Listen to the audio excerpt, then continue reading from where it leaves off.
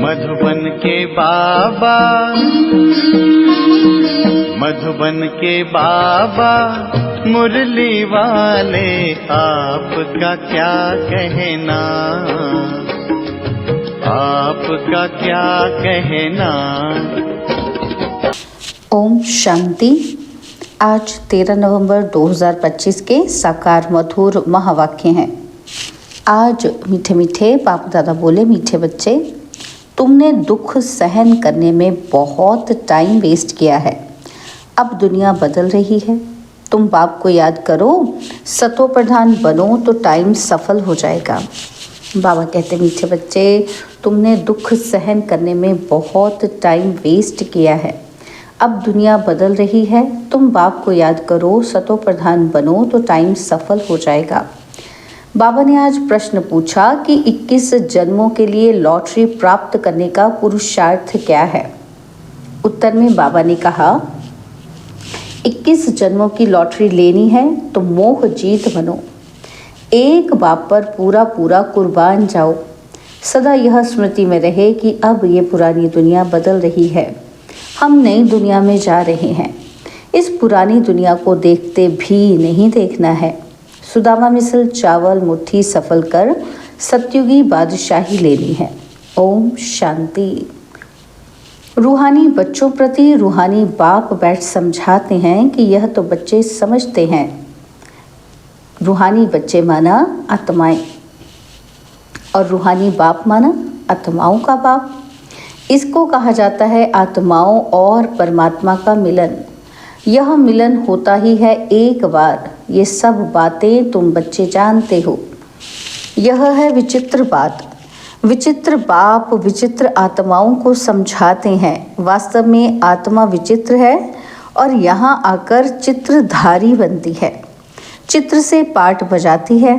आत्मा तो सब में है ना, तो जानवर में भी आत्मा है। 84 लाख कहते हैं, उसमें तो सब जानवर आ जाते हैं ना, तो ढेर जानवर आदि हैं। बाप समझाते हैं कि इन बातों में टाइम वेस्ट नहीं करना है।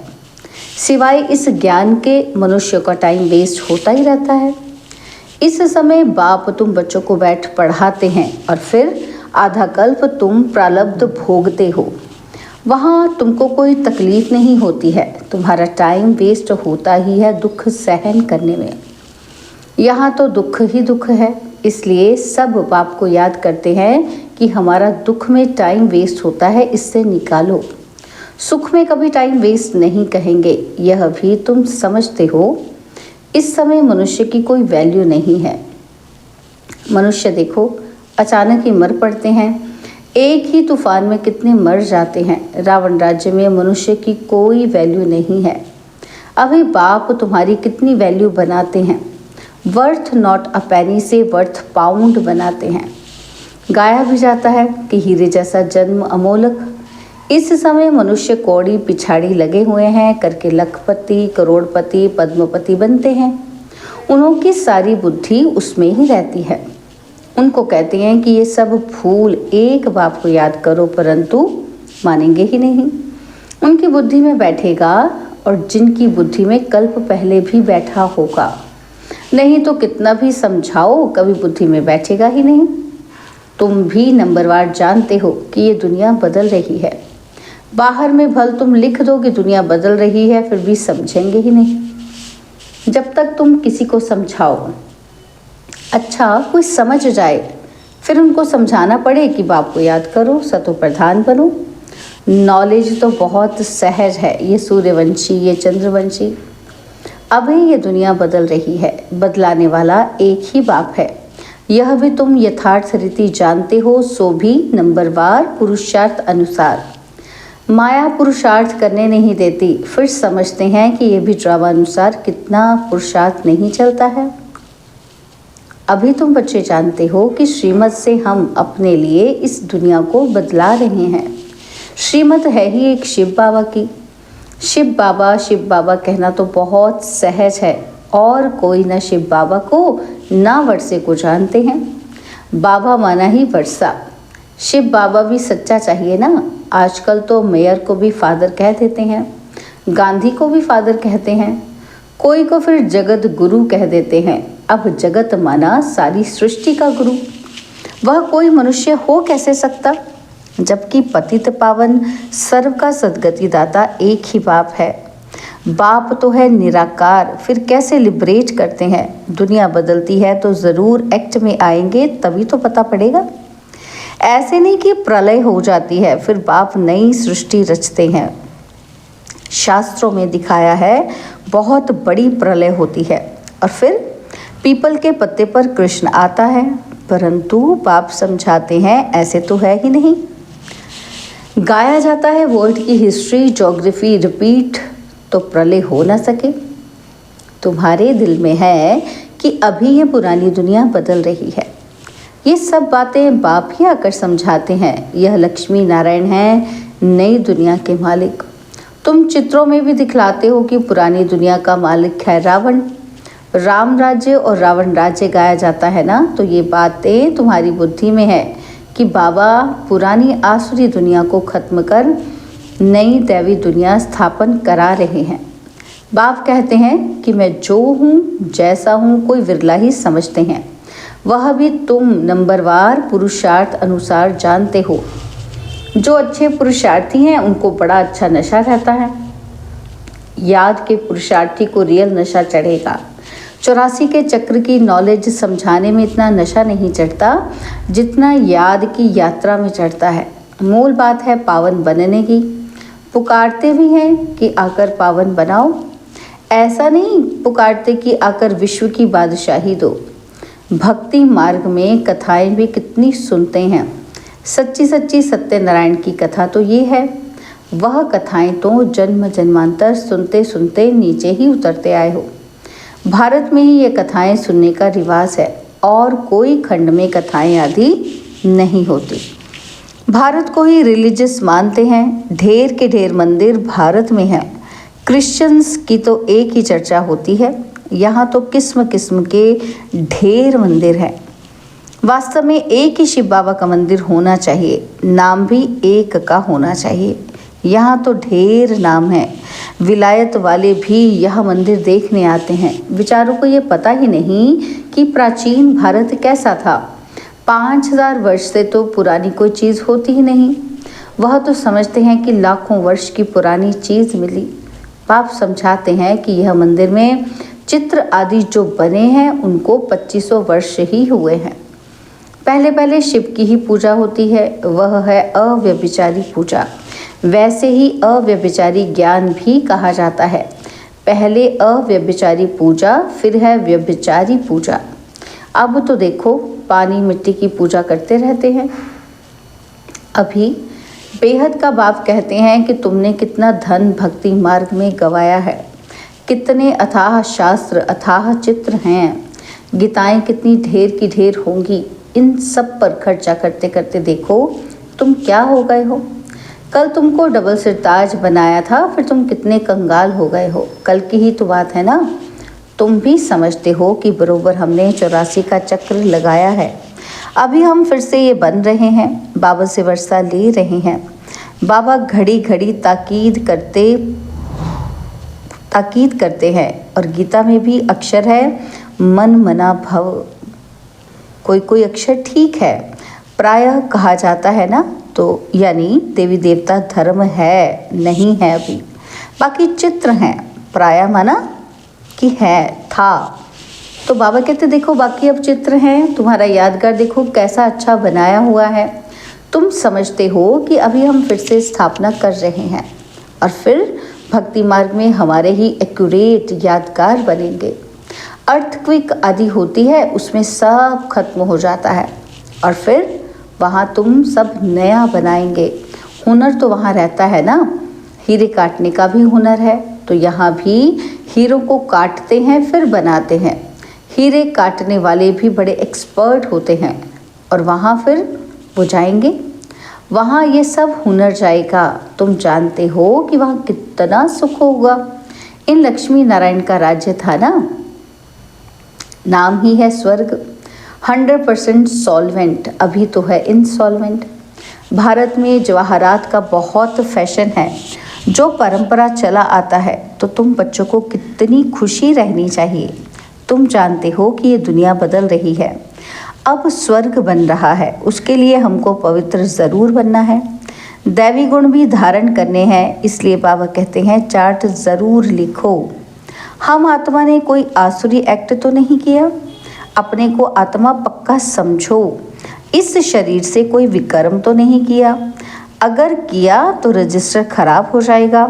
यह है 21 जन्मों की लॉटरी, ये भी रेस है, घोड़े की दौड़ होती है ना, इसको कहते हैं राजस्व अश्वमेध यज्ञ। तो बाबा कहते हैं स्वराज्य के लिए अश्वमेघ, अश्व यानी तुम आत्माओं को दौड़ी लगानी है। अब वापस घर जाना है, उसको स्वीट साइलेंस होम कहा जाता है। यह अक्षर तुम अभी सुनते हो। अब बाप कहते हैं बच्चे खूब मेहनत करो, राजाई मिलती है कम बात थोड़ी है।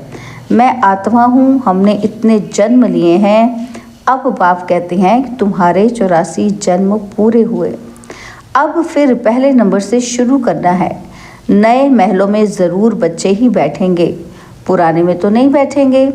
ऐसे तो नहीं कि खुद पुराने में बैठे और नए में किराए वालों को बिठाएंगे।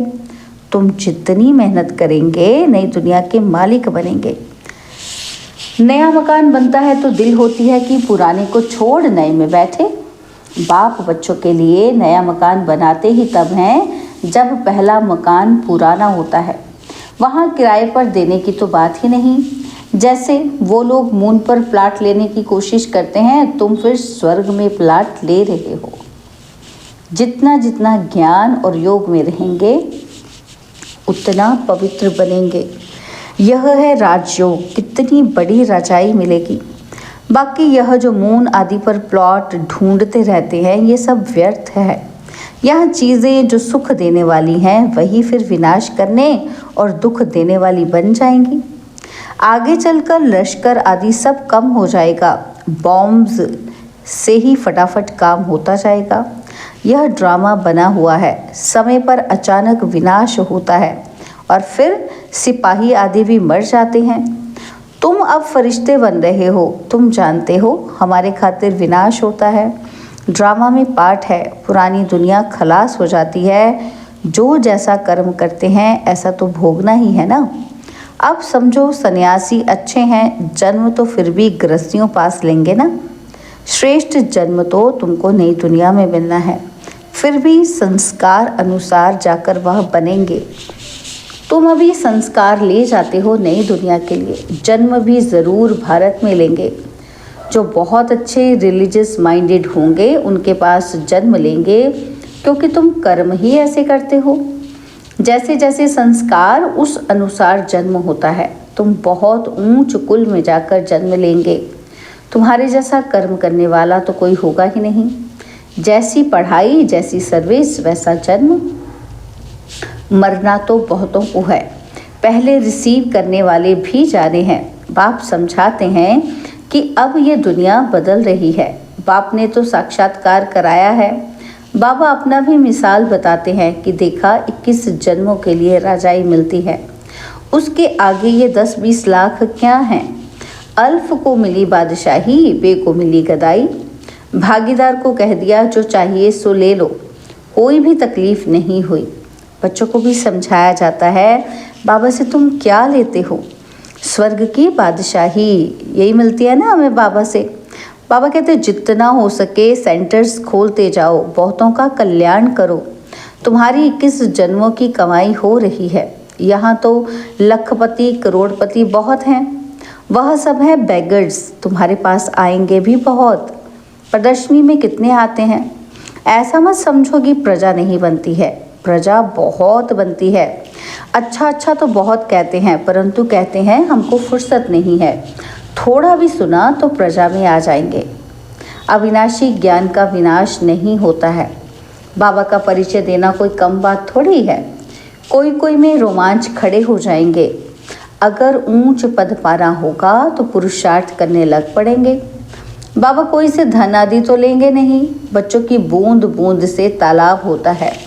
कोई कोई 1 रुपया भी भेज देते हैं कि बाबा 1 इंच लगा दो। सुदामा की मुट्ठी चावल का गायन है ना, तो बाबा कहते हैं तुम्हारे तो ये हीरे जवाहर हैं। हीरे जैसा जन्म सबका बनता है। तुम भविष्य के लिए बना रहे हो। तुम जानते हो कि यहाँ इन आंखों से जो कुछ देखते हैं ये पुरानी दुनिया है। ये दुनिया बदल रही है। अभी तुम अमरपुरी के मालिक बन रहे हो। मोहजीत ज़रूर बनना पड़े। तुम कहते आए हो कि बाबा आप आएंगे तो हम कुर्बान जाएंगे। सौदा तो अच्छा है ना। मनुष्य थोड़ी जानते हैं कि सौदागर, रत्नागर, जादूगर नाम क्यों पड़ा है। रत्नागर है ना तो अविनाशी ज्ञान रत्न एक एक अमूल्य वर्षन्स हैं। इस पर रूप बसंत की कथा है ना। तुम रूप भी हो बसंत भी हो। अच्छा, मीठे मीठे सिकिलदे बच्चों प्रति माता पिता, बाप दादा का याद, प्यार और गुड मॉर्निंग। रूहानी बाप की रूहानी बच्चों को नमस्ते। हम रूहानी बच्चों की रूहानी बाप दादाजी को दिलवा जान सिकवा प्रेम से नमस्ते। ओम शांति। प्यारे बाबा, मीठे बाबा, मेरे बाबा, शुक्रिया बाबा, शुक्रिया बाबा, शुक्रिया। धारणा के लिए मुख्य सार है। पहला पॉइंट है, अब इस शरीर से कोई भी विकर्म नहीं करना है। ऐसी कोई आसुरी एक्ट ना हो जिससे रजिस्टर खराब हो जाए। और दूसरा, एक बाप की याद के नशे में रहना है। पावन बनने का मूल पुरुषार्थ ज़रूर करना है। कौड़ियों पिछाड़ी अपना अमूल्य समय बर्बाद ना कर श्रीमत से जीवन श्रेष्ठ बनानी है। बाबा ने आज हमें वरदान दिया, स्वयं को विश्व सेवा प्रति अर्पित कर माया को दासी बनाने वाले सहज संपन्न भव। स्वयं को विश्व सेवा प्रति अर्पित कर माया को दासी बनाने वाले सहज संपन्न भव। अब अपना समय, सर्व प्राप्तियां, ज्ञान, गुण और शक्तियां विश्व की सेवा अर्थ समर्पित करो। जो संकल्प उठता है चेक करो कि विश्व सेवा प्रति है। ऐसे सेवा प्रति अर्पण होने से स्वयं सहज संपन्न हो जाएंगे। सेवा की लगन में छोटे बड़े पेपर्स या परीक्षाएं स्वतः समर्पण हो जाएंगी और फिर माया से घबराएंगे नहीं। सदा विजयी बनने की खुशी में नाचते रहेंगे। माया को अपनी दासी अनुभव करेंगे। स्वयं सेवा में सरेंडर होंगे तो माया स्वतः सरेंडर हो जाएगी। स्लोगन है, अंतर्मुखता से मुख को बंद कर दो तो क्रोध समाप्त हो जाएगा। बाबा के व्यक्त इशारे, अशरीरी व विदेही स्थिति का अभ्यास बढ़ाओ। बाबा कहते जैसे 1 सेकंड में स्विच ऑन और ऑफ किया जाता है, ऐसे ही 1 सेकंड में शरीर का आधार लिया और 1 सेकंड में शरीर से परे अशरीरी स्थिति में स्थित हो गए। अभी अभी शरीर में आए और अभी अभी अशरीरी बन गए। आवश्यकता हुई तो शरीर रूपी वस्त्र धारण किया, आवश्यकता ना हुई तो शरीर से अलग हो गए। यह प्रैक्टिस करनी है। इसी को ही कर्मातीत अवस्था कहा जाता है। अच्छा, ओम शांति।